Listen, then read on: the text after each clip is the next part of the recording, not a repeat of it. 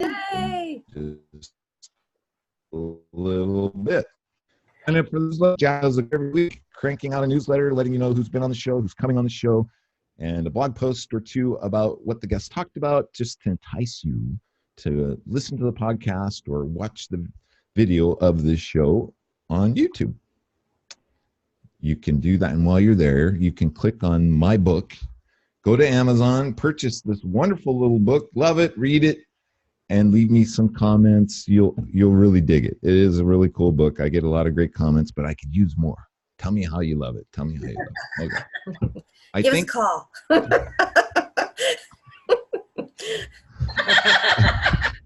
I think that we are done with the housekeeping issue. Let's get on to an official introduction of our guests today. I got to get that R word in there.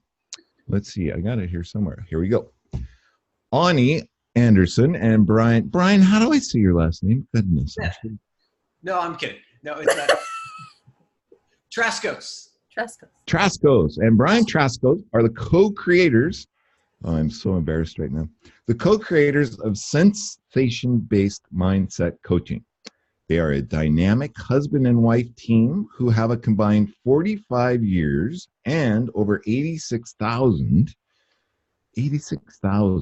hours, can you imagine, of client experience, helping people transform their lives. Now they are the go-to experts in the science of influence for visionaries and leaders. Ani and Brian train and mentor executives, small business owners, and entrepreneurs from around the world in cutting-edge, sensation-based mindset methods, helping them have a deeper and more meaningful impact in the lives of their clients, families, and communities, and I'm sure they benefit from it too. This is what they have to say. It is our greatest joy to teach you how to be more successful. Imagine that. You want to be more successful? Well, here it is. So that you can positively impact and help others transform their lives. Thank you for considering spending your precious time, money, and energy with us. We can't wait to see you in Bellevue. They are coming to Bellevue, Washington, or in a place somewhere near you in the near future. Ani and Brian, welcome to the show, my friends. How are you today? We're good. We're so excited. We're excited to be here, Todd and Jackie. Glad you're back. Yeah. Isn't that cool? Isn't that cool what she's doing? Does that just give you goosebumps? I mean, it's so awesome. Thanks.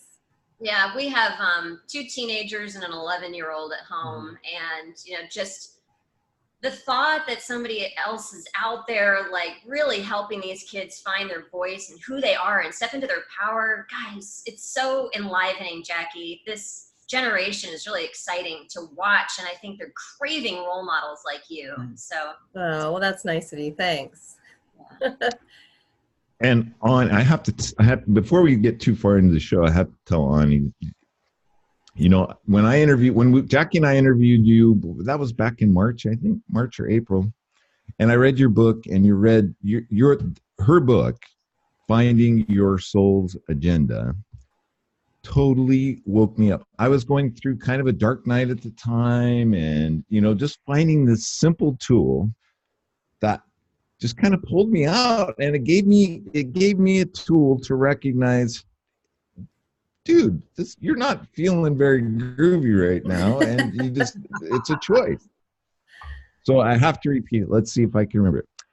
I feel groovy, and I inspire others to feel groovy too. But the whole magic in that is finding the opposite of what groovy is, and that took me a little time. Yeah.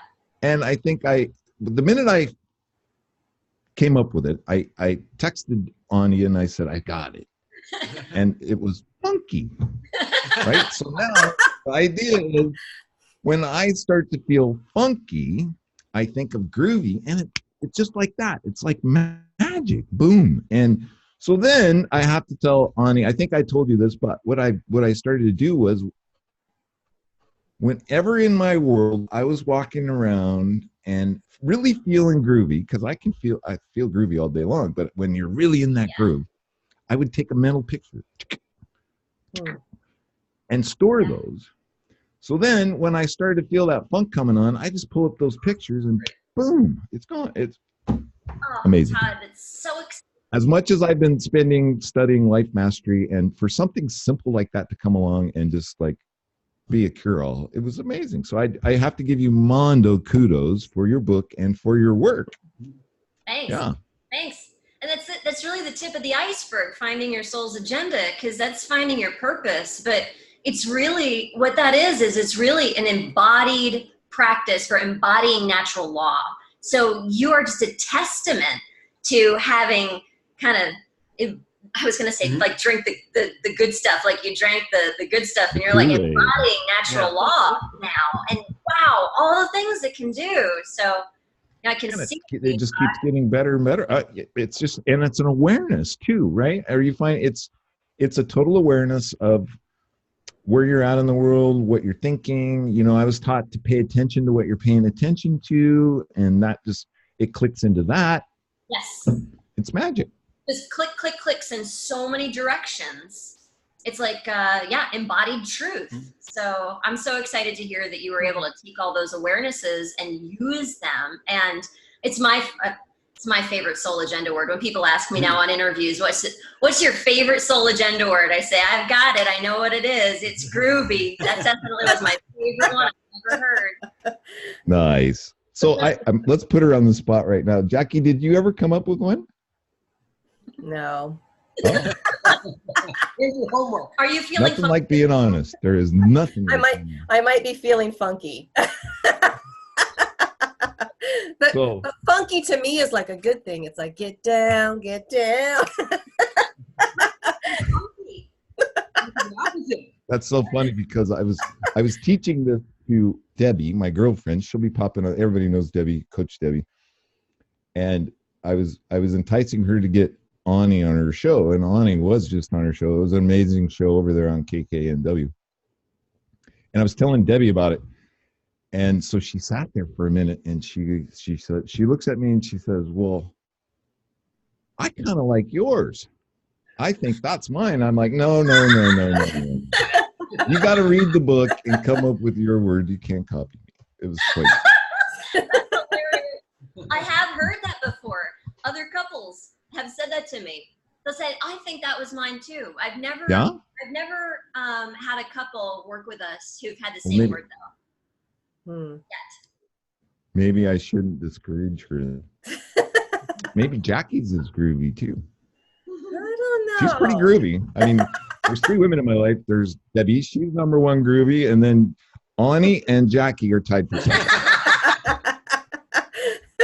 Let's see. Good save, yeah. They're okay, so you guys are coming to Seattle. You're bringing the science of influence to Seattle.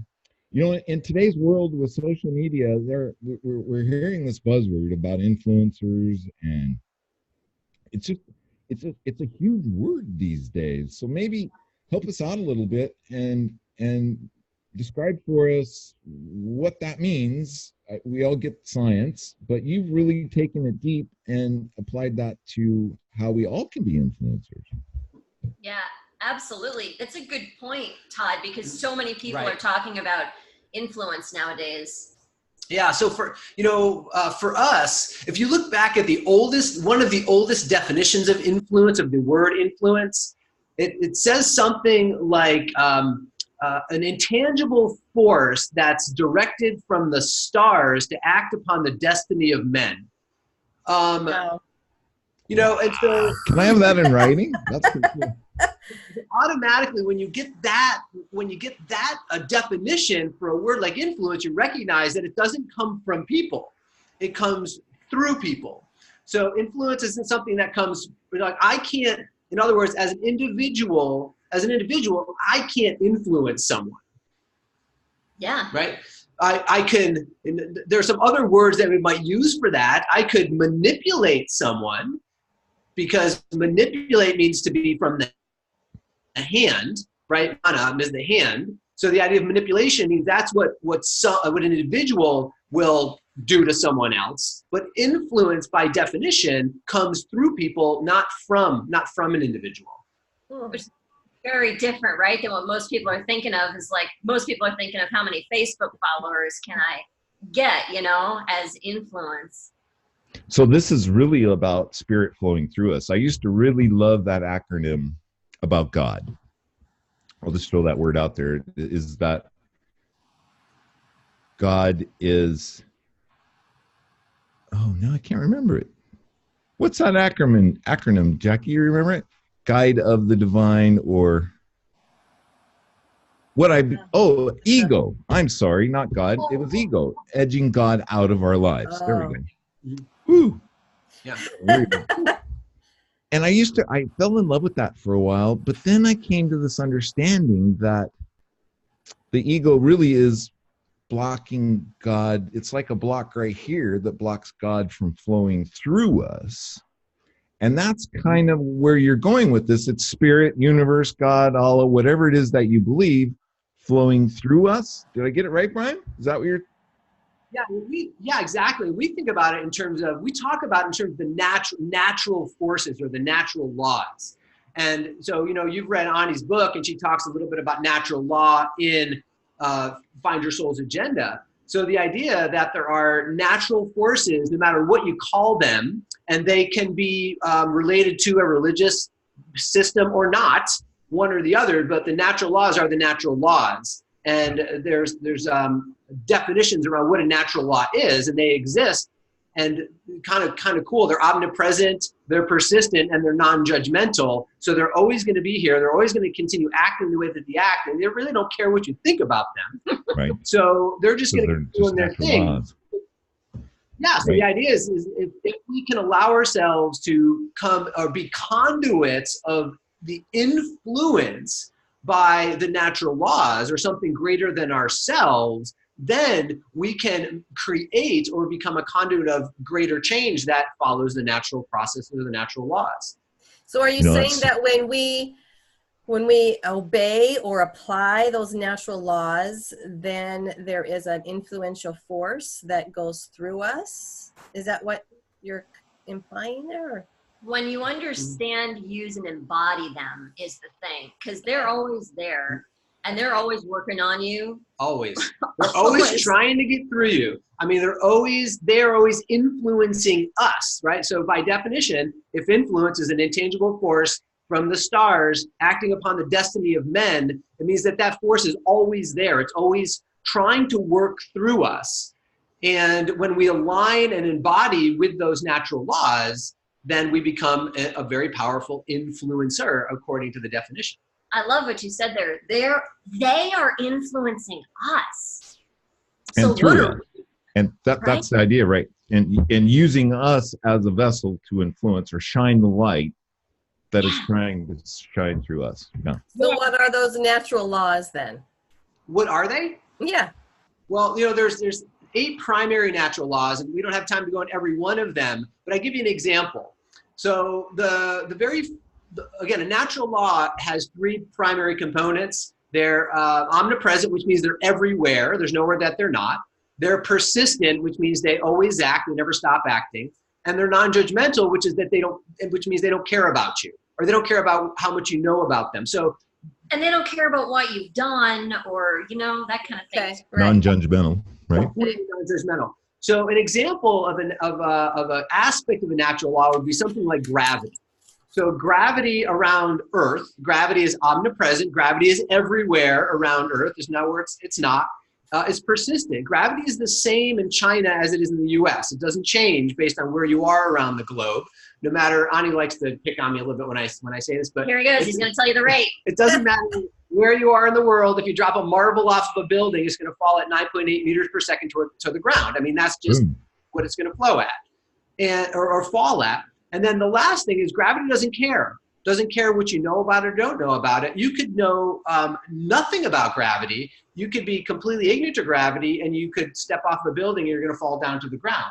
So what's that? I was just going to say, it still has a major influence over you. Yeah, exactly. Right. So one of the natural laws is the law of polarity. And one of the ways to think about this is we live in a world of duality where there's always 2 sides. And what Todd was describing about finding his purpose, finding his soul's agenda, finding out who he is that's going to show up in two ways for him most often. It's going to show up in this way that he loves to feel, which is groovy. And it's also going to show up in this way he doesn't love to feel, which is funky. And we always have choice. So the thing is, if you don't know about natural laws, if you don't know about the law of polarity, you might go through your life wondering, what's up with me? What's up with life? I don't even know. And not really being able to influence yourself, right? But if you know about the natural laws that are influencing you, you can influence your own life and you can influence your choice, right? Like there's so much. And that's just looking at just one little piece of the law of polarity. Well, yeah, and I was just what I love what Ani just said about there is it really is about choice. Because if you go back to gravity for a second, and like we were saying, you could know everything about gravity and still fall off of a building. You know nothing about gravity, you still fall off of a building. Gravity doesn't care if you know about it or don't know about it. Right. But here's the other interesting thing. Gravity can either build bones or break bones. So we all know that like if you have thin bones, then you go to exercise classes, right? You lift weights, you walk, because we know that weight bearing builds bones. So there's osteoporosis classes all over the country where folks are lifting weights to make their bones stronger. But if you fall out of a tree, you break your bones. So gravity does both. It both builds bones and breaks bones. The only difference is choice. You're either going to choose to lift weights or you're going to choose to jump out of a tree. And gravity doesn't care. Either way, you're going to get some result. So the question is are we coming into alignment with the natural law in order to get the success that we really want? And that's the question for anything. If we're ever not having the success we want, then it's just a matter that we're not aligning with the natural course of all things, because nature is always successful. Okay, so now that's a cool one. Pick another one. Another. Okay, so well, I'm just curious about some of the laws that I've studied. So is part of your teaching, is there a law of reciprocity? Yes, it's called the law of psychological reciprocity. And it's actually a sub-law of perpetual transmutation of energy.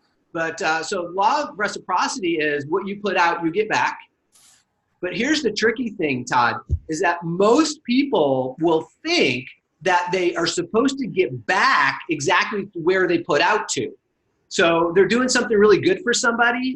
So I'm going to do something really great for Ani. I'm going to make her dinner. And I'm going to fill up her car tires, and I'm going to clean out her car, and I'm going to buy her flowers and all these things. And then I have an expectation that I'm going to get something back from her. Of equal value or the same. Equal value. But it doesn't always work like that. Right. It doesn't always work like that. So in our mind, because of what we call the law of relativity, another law, what we can start to do is become despondent, become depressed, become angry, become anxious, because it's not coming back specifically where we think it comes back from, but it'll come back from somewhere else. It'll come back from somebody else or someplace else. So we have to be aware that the law of psychological reciprocity means what we put out always comes back to us, but it might not come back specifically where we're putting it out to. Yeah. You have to be open for the gift, wherever it's coming from, right. and know that gift is coming. And that creates the awareness of when it does show up. Yeah. You're there and you're ready for it. Keeping your antennas up. Keep the radar on. Well, and that goes back to choice, right? Because you did all these nice things for Ani, but she still chooses whether or not to do something nice back, right? So again, it comes back to that choice.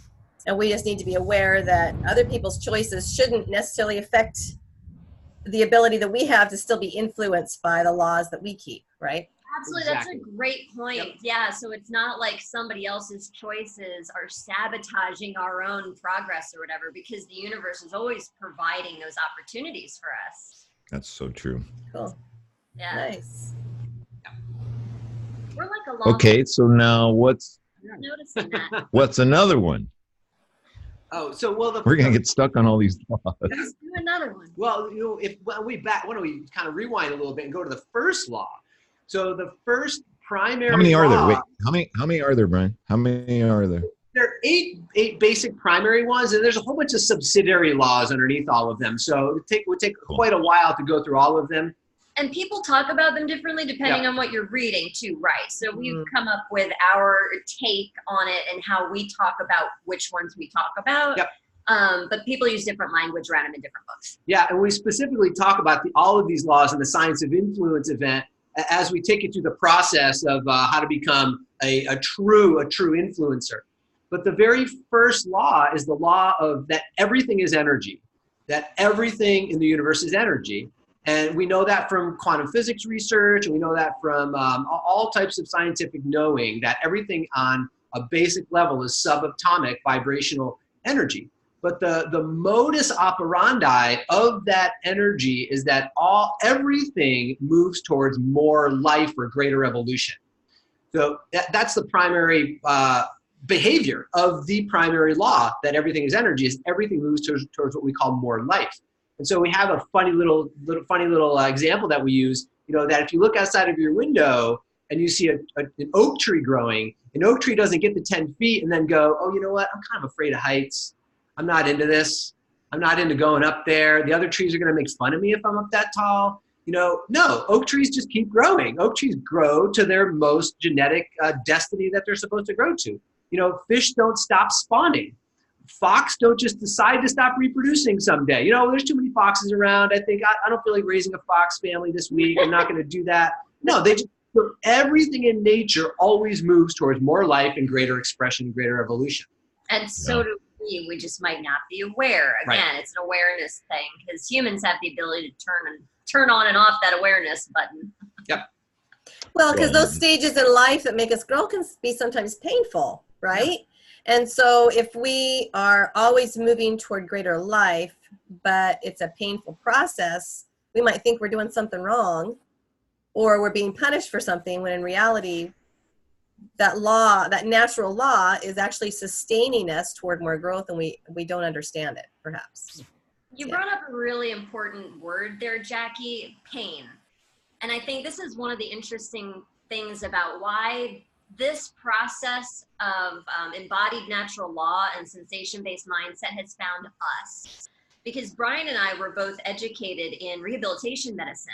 And so we are not just our college education, but our continuing education for years all revolved around how to help people who were dealing with all kinds of different pain. And so we're really pain experts, that's our background. And as we started to move into personal development, we started to realize there was a great need for people who understood pain. Yeah. Interesting. Wow. Yeah, because pain is really about resistance. Think about it, right? Pain will show up when someone is in resistance. And again, humans, our greatest power as humans is the power to choose something, but it's also our greatest liability if you think about it. Because if the birds are living in an area where there's no more food, they leave and they go find a place where there's food. But humans will, lots of times, if we're living in a situation or an environment that's not serving us anymore, we stay. Where the birds would be like, I'm out of here. Why would I stay? There's like more life is over there. I'm going to go over there. But people will stay in places where they are choking off the impulse of more life, which then they feel that is being painful. So pain is basically a symptom that you're taking off the natural flow of more life. Interesting. Yeah, I was reminded by your oak tree story that oak tree starts to grow and it gets hit with lightning and it gets rained on and storms, snow, but yet it consistently has these natural laws standing over it saying grow. And that's what it does. And the other interesting part about an oak tree too is that the whole plant is in a little tiny seed. And when it starts out and it grows from all of that information in that little bitty thing, it's pretty cool. Well, that is amazing. I'm also reminded, I'm sorry, Jackie, but I'm also reminded, Brian, by a man that I've kind of studied, and that's Trismegistus and his emerald tablet, because a lot of these same laws, they've been around for a very long time. And some of the ancient cultures and ancient people have been in tune to these. But here, as modern man, we went through this industrial age and decided to take on all the material things, and we didn't need all that stuff anymore. And here we are coming full circle and realizing that this is where we come from, and this is what we need to be connected to. Yeah. Cool. Yeah. So what kind of resistance, let's just talk about this a little. What kind of resistance do you get from some of your attendees in trying to, right? I can imagine them showing up and it's just like, oh my gosh, whoa, this is crazy. Not crazy. We're not going to use that. Yeah. Well, those people aren't going to come is the thing, because they're in so much resistance, right? Right, yeah. Yeah. So it's kind of interesting, because the folks who show up to events and stuff to learn more, they have enough allowing to show up and learn, right?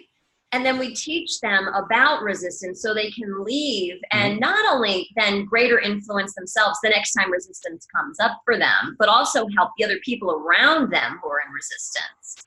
Right? Yeah, and you know, and not to give too much away, I mean, from the event, but here's the story: is that we have our primal programming from before the age of 7, and then other key points in our life moving forward have created our brain and our nervous system to be a predictive machine. So we are literally creating our reality before it even shows up. And when a threat to that reality shows up, and that threat could be even like something that would bring more life to us, right? Then we have mechanisms already built inside of our nervous system to resist or even completely blind spot the new information that are coming in. And it shows up in a couple of ways. Either we don't see it completely. It's what we call a scotoma, where it's just a complete blind spot, and somebody can put it right in front of your face and you won't even see it there.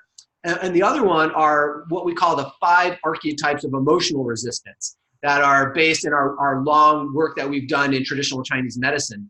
So when you look at how the traditional Chinese medicine process looks at people, there are basic 5 different elements that create the systems that we live in. And there's 5 resistance archetypes that go along with those elements that can be attributed to each people. So that's the kind of stuff that we teach and we work on with the science of influence. So the cool thing about scotomas is you just can't see it. So for example, you know, you might suggest to somebody that they go do something that is exactly what they need to do. You know, like you might have a friend who's really stressed out and they say, you should come to yoga class with me. And they're like, oh no, you know, I don't think that'll help, or I'm busy or whatever. Like they just can't see that yoga is exactly what they need, because you know, have been going to yoga for 5 years and they've known you for 5 years. Like it's right in front of them, like these scotomas, and people just can't see that it's exactly what they need. It's remarkable, actually. I mean, I've had scotomas, I have scotomas, and watching people who have scotomas, right, when you're in that moment when you can see it's somebody's blind spot is like, wow. Yeah. Wow.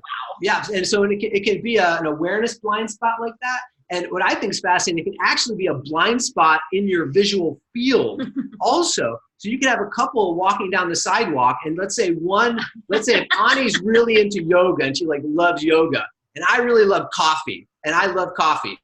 I don't hate yoga, but let's say as an example, if I really dislike yoga and Ani really disliked coffee, we could be walking down the sidewalk and Ani could see like 8 yoga studios all in a row, and I could see all the coffee shops. At the end of the day, we're talking about how much we loved our day, and I'm saying I loved all the coffee shops. She's like, I didn't even see a single coffee shop. Were there coffee shops? Totally. I'm very big into yoga studios. Like I didn't see a single yoga studio at all. I mean, were there any there at all?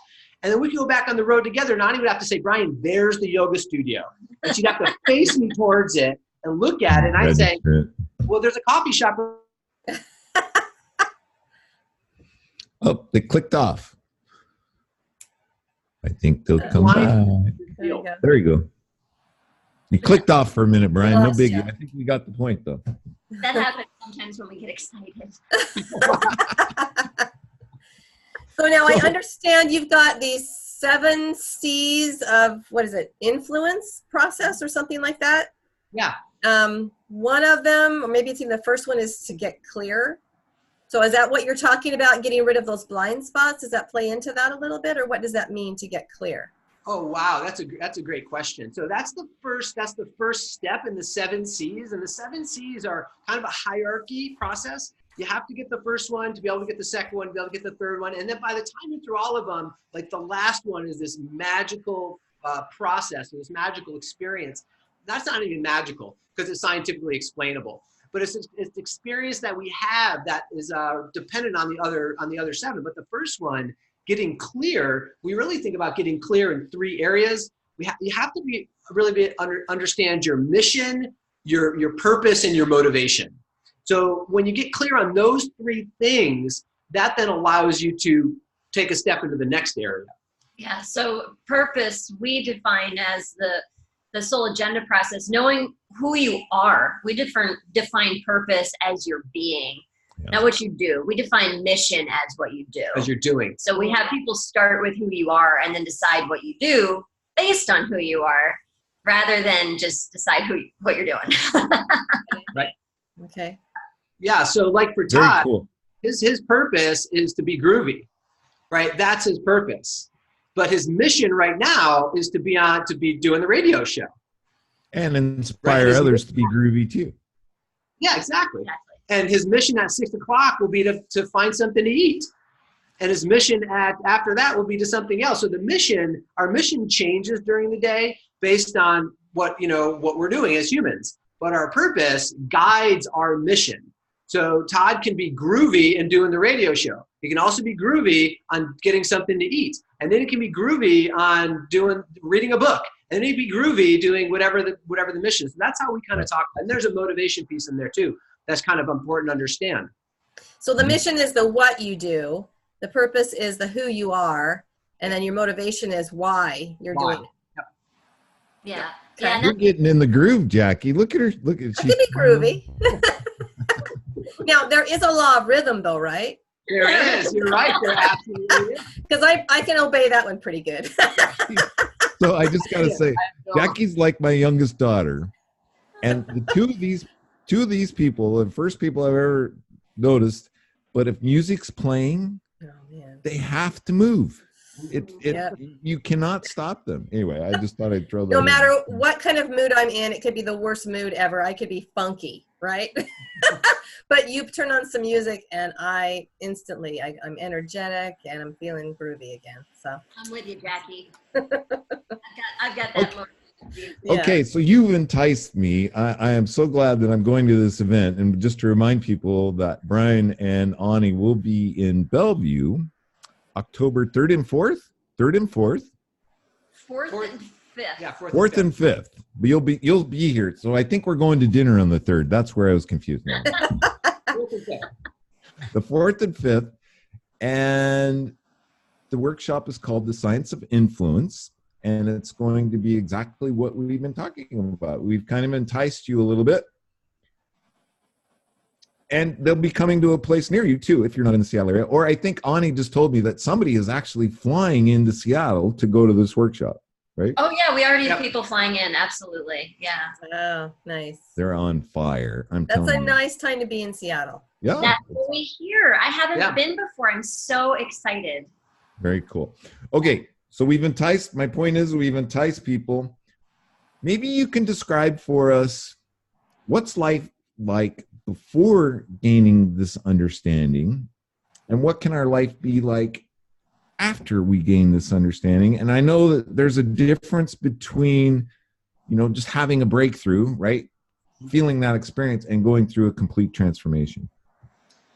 Yeah. So, one of the things that comes up for me before this information, we hear this time and time again from people who work with us. It's like something is missing and I don't know what it is. So I think there's a lot of people out there that have that feeling, especially a lot of young people. They are, something's missing, or I'm broken. I bet you hear that a lot too. I'm broken. Yeah, I agree with you, Todd. So much so. Yeah, it's funny. I was just thinking about one of our certification students who literally we got on the phone to talk about the certification with her. A friend had said, think you should call Brian and Ani. They have a certification program. I think you'll like it. She didn't even know anything really about it. And we said, what's the biggest thing going on? And she said, there's something missing. I don't know what it is. I'm like, bingo. I mean, that's really, what the before is. Because usually the thing that's missing is you in some capacity, right? Yeah. And, really we have to remember that we are just a conglomeration of these sensory impulses that are traveling through our organism constantly. And we all know, like, again, for Todd, I love the groovy idea. So when you're feeling groovy, the groovy sensations are right at the forefront. They're it's a right body buzz, man. It is like a body buzz. Right? I mean, everything's tapped in. Everything's lined up. You know you're on purpose. You're on mission. And off you go. But most people don't live like that most of the time. Most people have these conflicting sensory experiences inside, and there's something just a little, it can be anywhere from like way off to a little bit off. And I think about a combination lock. Remember those combination bike locks where you had to like have 3 numbers that you have to line up? Well, here's the thing. You can have 2 of the numbers and then have the third one be off by just one little thing, and you're still not going to open the lock. So all the tumblers have to be in perfect alignment to be able to open up the lock to then have an experience. So most people, again, what Ani's saying before they come to the event is this: they don't know what it is, but they know they're not performing at their best.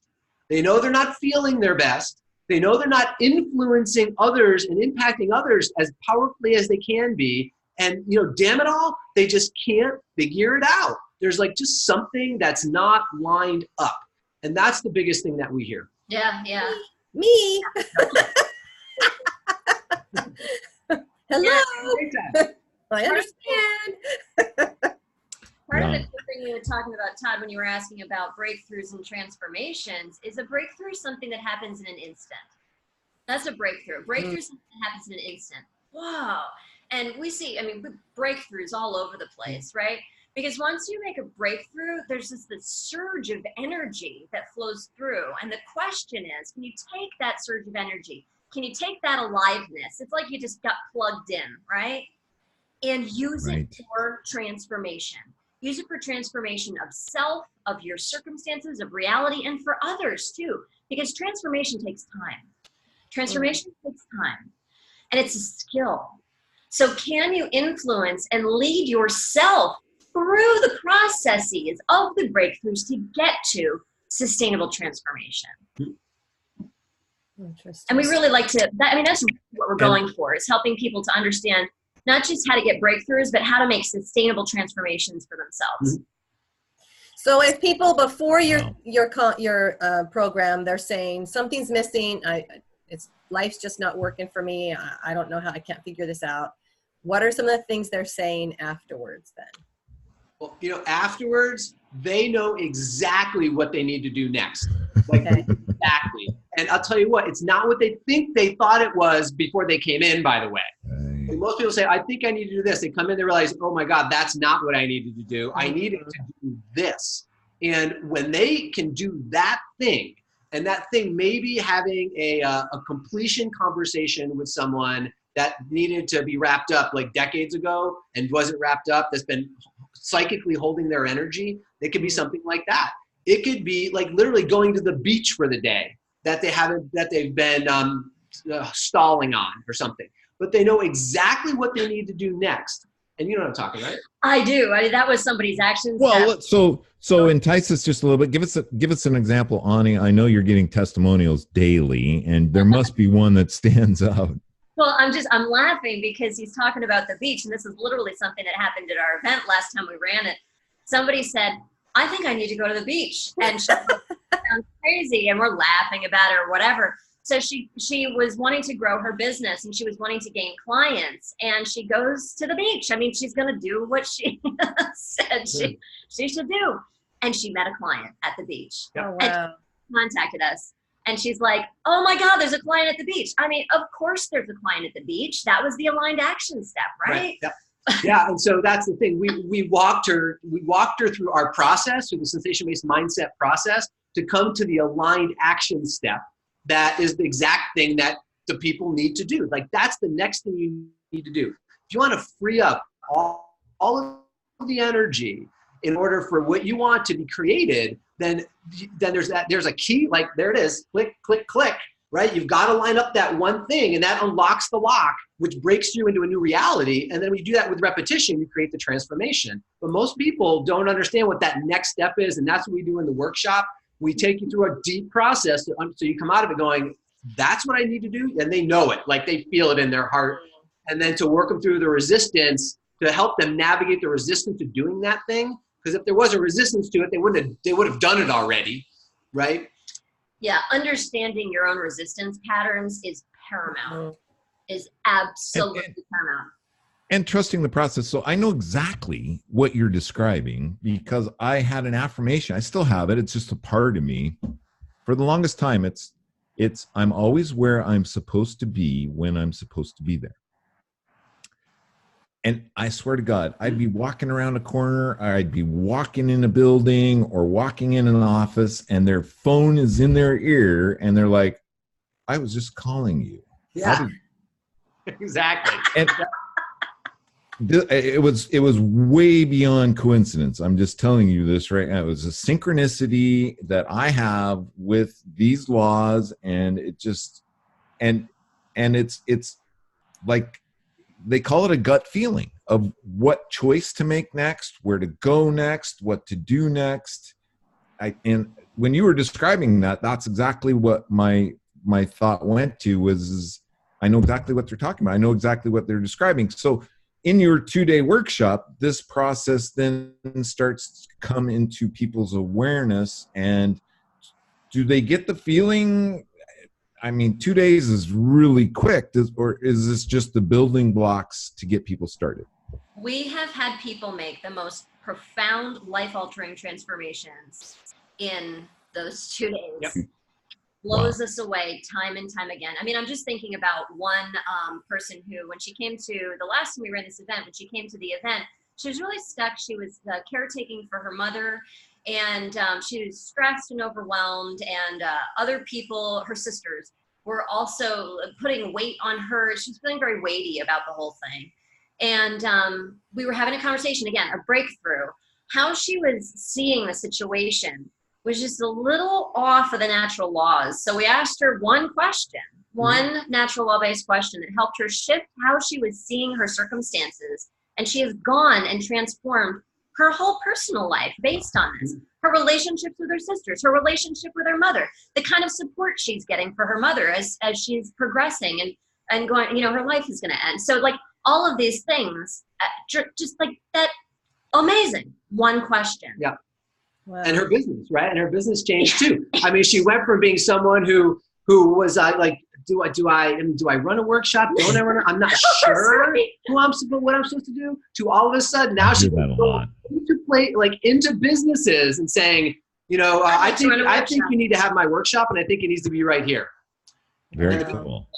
Oh my gosh, I'm so excited.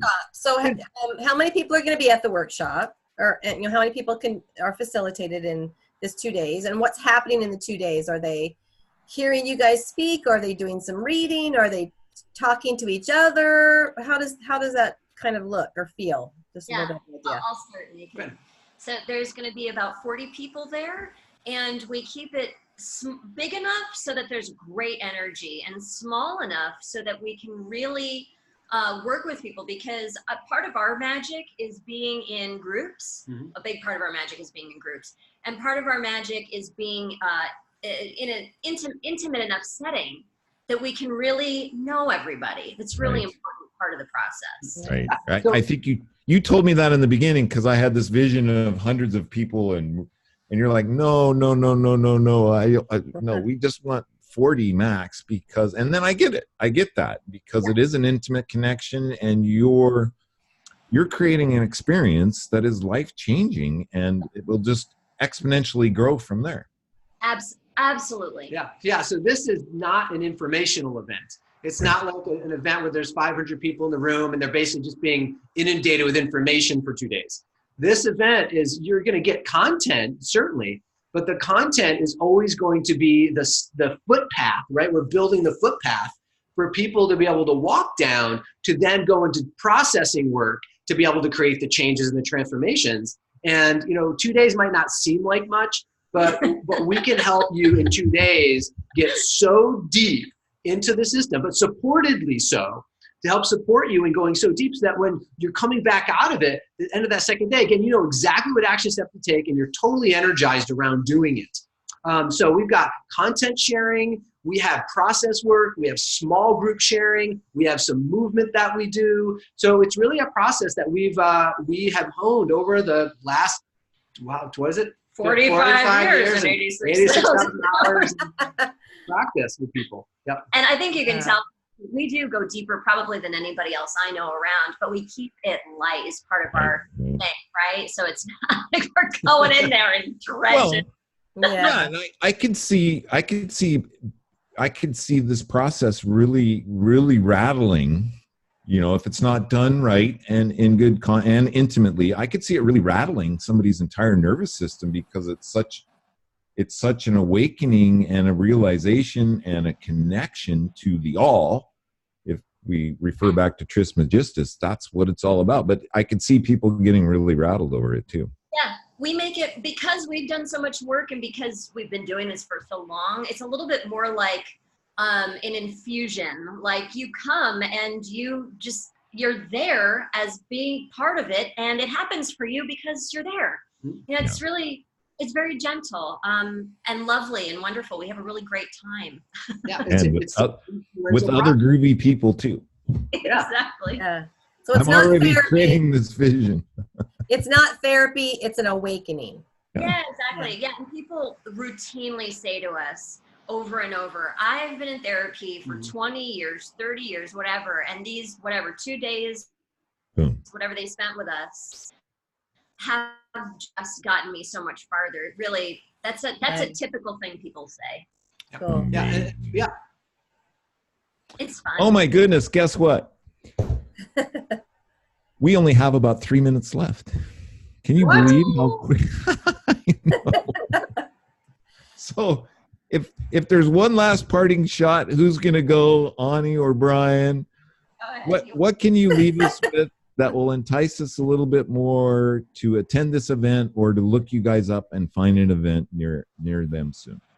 Well, I think the thing is, a lot of other, we've been to a lot of other events, and a lot of them have just been amazing.